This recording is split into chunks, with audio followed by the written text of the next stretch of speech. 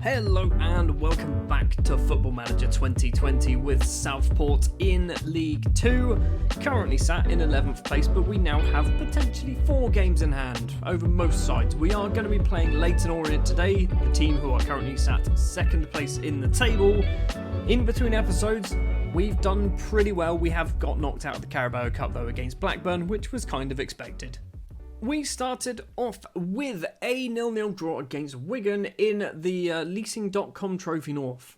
We then lost on penalties, which means we got a point, but then they get 2 points because it's a weird competition. I don't really care for it. Then against Cheltenham, we actually lose our first league game of the second league game of the season. Sorry, we lost the Walsall earlier. Cheltenham were 23rd when we played them. We lose 3-2. Will Smallbone and Nikui Mzizi with the goals for us. Against Oldham, it's a reverse of the score. Jacob Butterfield with a penalty spot goal and Big Dave saving the day with 2 goals. We were 2-0 down after 15 minutes. We win 3-2. And then against Blackburn in the Carabao Cup 4th round, we lose 4-1. Bartosz Cybulski with the only goal for us. We were quite easily outclassed by the much better Blackburn side. They are actually a Premier League side. Didn't even know that. Also in between episodes, we've made a bit of transfer business. Basically, because we've now got an under-23 squad, I thought we probably need some players to fill it up. So we've gone and bought 4 players on free transfer. Tom Scott, who is a 21-year-old English goalkeeper formerly of Manchester City. He's actually pretty good. 2.5-star current ability, 4-star potential.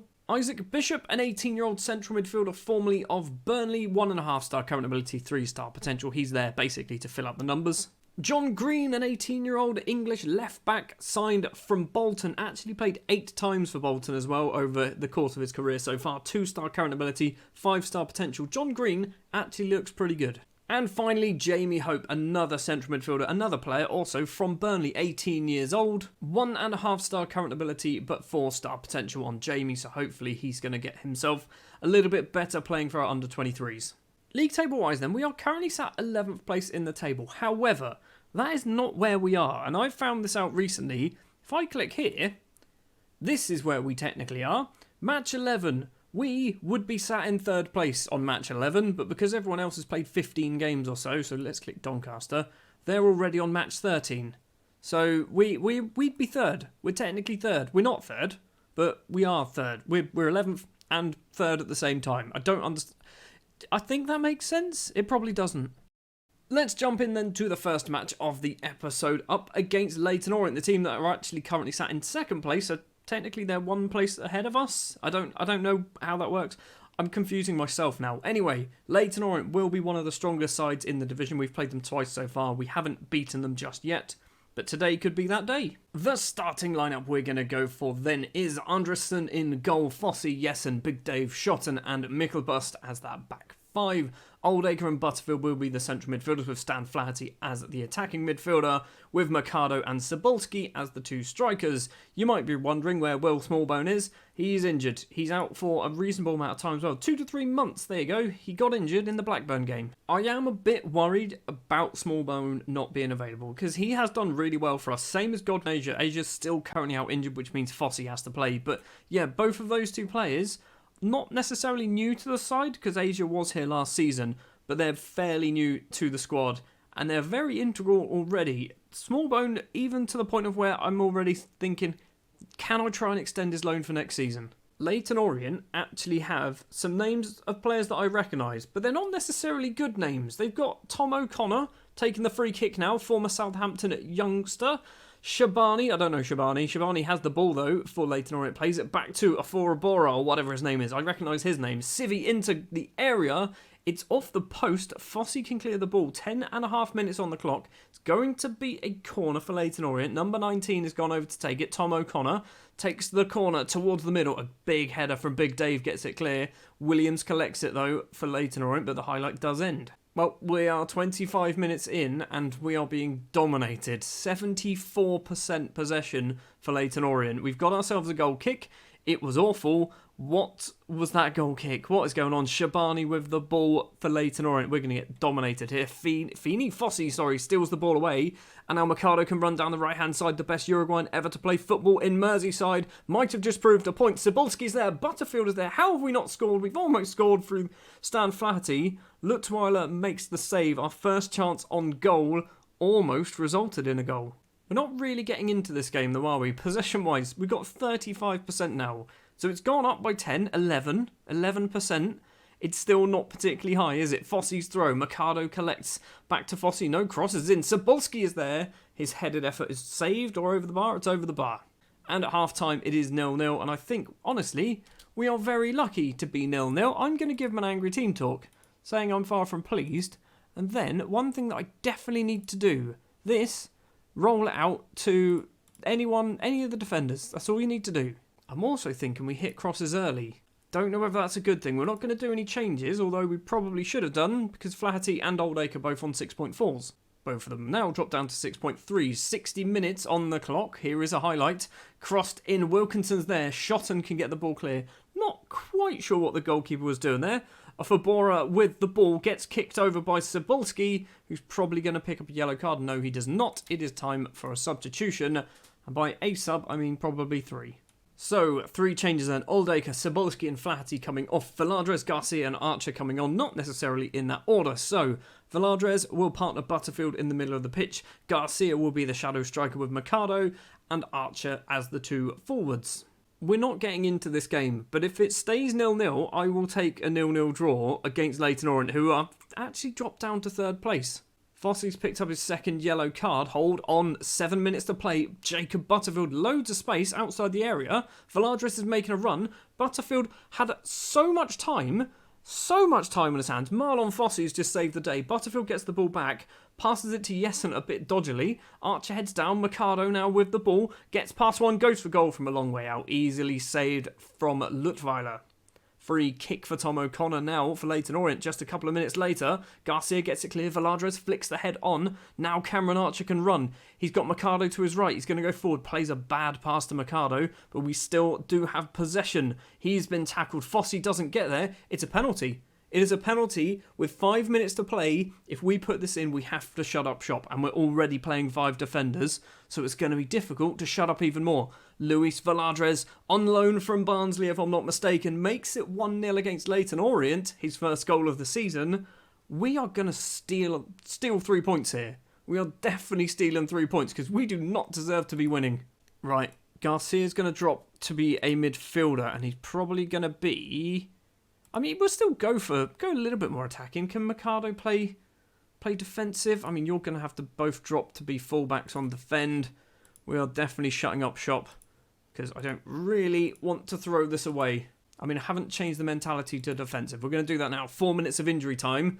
It's just flying by. That is 100% 3 points stolen there against Leyton Orient, and I could not be happier. Well done, lads. That was a good win. I was going to shout at them, but I've realised they've got some decent scores. The players getting subbed didn't, but the players who stayed on definitely did. So that victory moves us into a playoff spot with 12 games played. And now we'll click here, and we've actually dropped down. So we've dropped down to 7th place. I'm still not quite sure how accurate this is, because match day 12 is where we are, but everyone else is on match day 16. I don't understand it. I honestly have no idea. Right, next up is going to be Burton Albion, or is it? No, it is not. It is going to be Coventry. So I'm going to play the Burton Albion match off camera. We will return for the Coventry game because we're going to play 3rd place Coventry, because I think that's going to be a much more interesting game. We are back from our match against Burton Albion. It was a 4-2 victory in this one. I will come to that in a moment though, because first, we've done some more transfer business, and most of these players are fringe players and under 23s players, but we have bought somebody for the first team. First of all is a mistake. Jahid Hassan Hossain is a Bangladeshi goalkeeper with 1 cap to his name.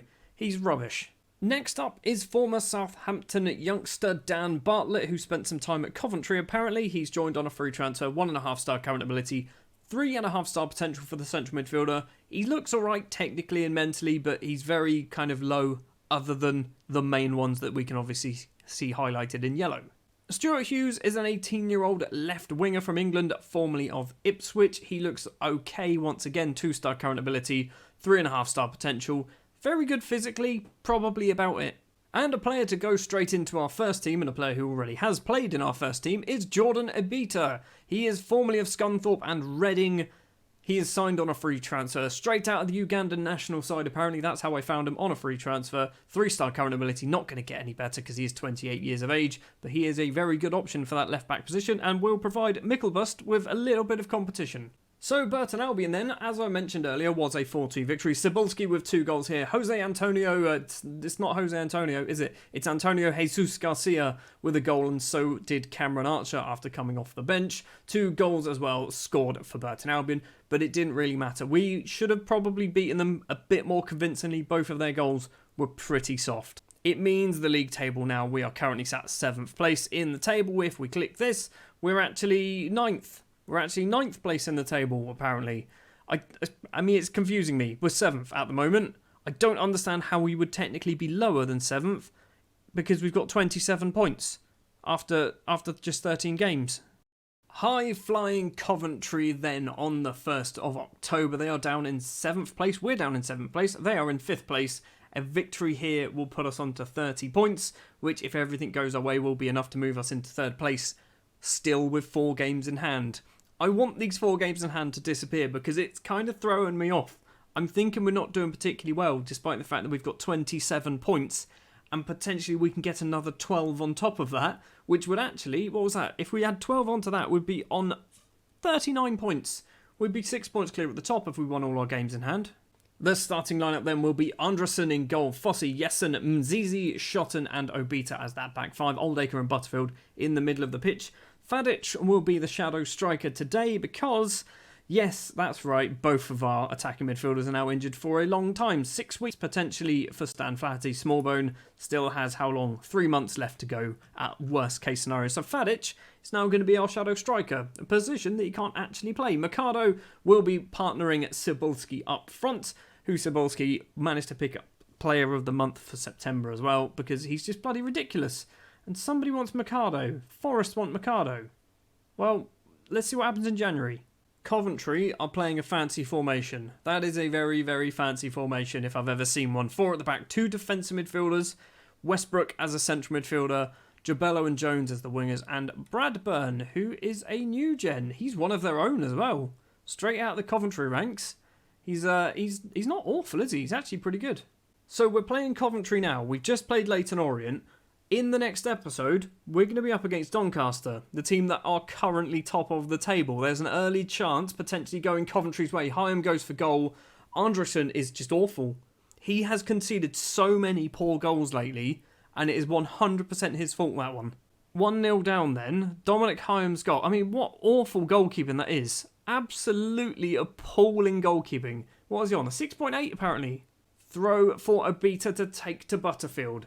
He's going to go all the way back, finds Saul Schotten, the loanee from West Brom, who I think has been here for 2 years now, maybe even 3 years. Schotten runs forward, finds Fadic, the Croatian, across to Butterfield. We've got Obita on that left-hand side. We've also got Fossey on the right. Crosses in, Cebulski is there, and the Polishman's header is over the bar.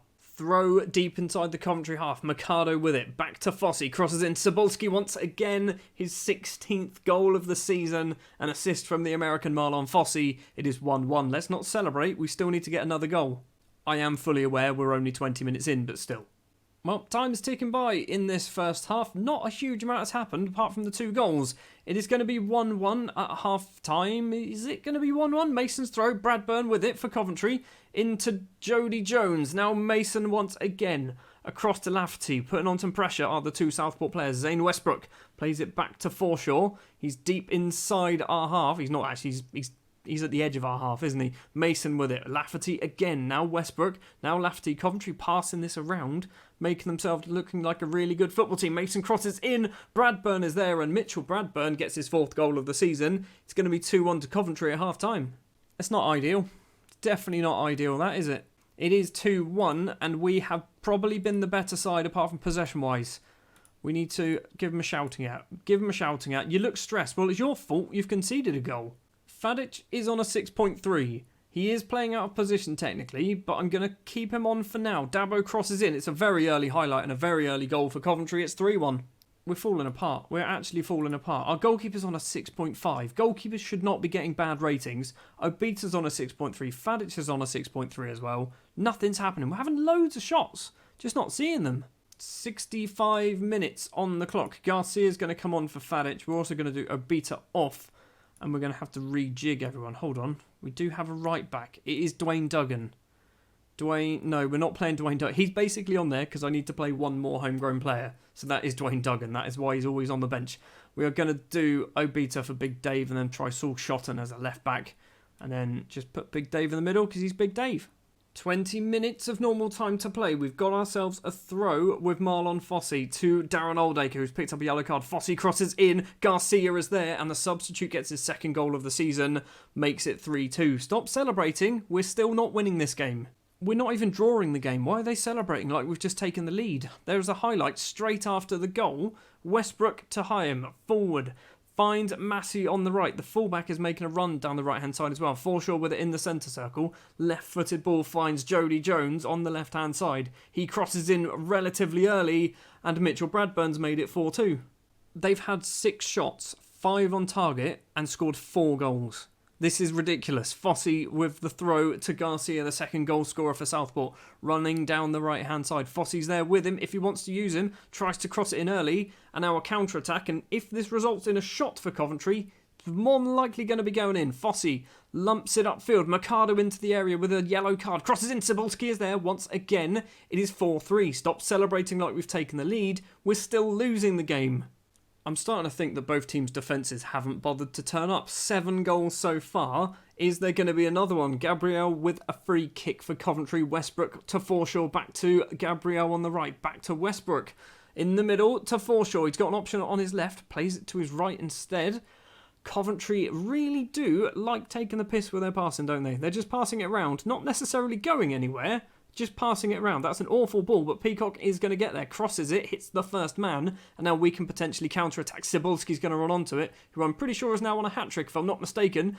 Gets past the tackle, keeps going, goes past his man. It's a penalty. It is actually a penalty. We've got 5 minutes to play. Are we going to score 2 penalties in 2 matches? Yes, we are. Cebulski makes it 4-4, his 18th goal of the season. How are we going to get a point from this? How are we going to steal a point from this game? This is ridiculous. There's still time to get another if we want. We do have ourselves a highlight as well. Fossey, Mercado, back to Fossey. Crosses in, Shotton at the back post, and Saul Shotton with an absolute rocket has made it 5-4 against Coventry. We've got a minute and a half of normal time to play. We're doing it again. I'm sorry, we're doing it again. We are shutting up shop because our defence has just been horrendous. What can we even do to shut up shop here? Cebulski's going to drop back to there. And by Cebulski's going to drop back to there, he's not. He's actually just going to get substituted. He's got his hat-trick. He's very tired. We're going to bring on Perez as a deep line playmaker. Sure, we'll have 2 of them. Butterfield, what do you want to be? I mean, let's not play around too much. Don't be a deep line playmaker. You can be a ball-winner midfielder on defend. We'll put you there like that because I feel like Oldacre might be better as one of them. That's all we're going to do. How has our makeshift left-back just potentially won us this game with that absolute ridiculous effort? Marlon Fossey has got 3 assists and is on a 6.8. We've managed to beat Coventry somehow. I'm so glad that I've showed you this game and didn't show you the Burton Albion one. When we were playing Burton Albion, I thought 4-2. Oh, that's a bit disappointing that I didn't record it. Pretty sure a 5-4 victory against Coventry. Probably a better match. Still not quite sure how we managed to do it, but Bartosz Cebulski, once again, scoring himself a hat-trick. The 3 points there then moves us into 5th place in the table, still with 4 games in hand. Doncaster look like they dropped points. They did against Chesterfield. AFC Wimbledon moving up into 2nd place with a 3-2 victory against Oldham. Fylde moving up into 3rd place with a 4-1 victory against Macclesfield. Walsall, what did they do? They won against Port Vale. So, hypothetically, with our 4 games in hand, we could be on 42 points if we win all of them. We're doing really, really well.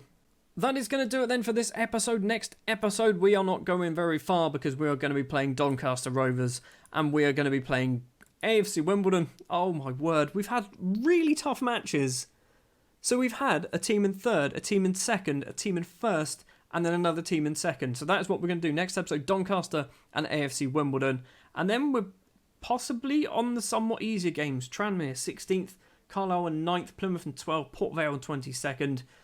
No games seem to be easy in this competition, do they? Thank you very much for watching this episode of Football Manager 2020 with Southport. If you did enjoy, do please remember to leave a like.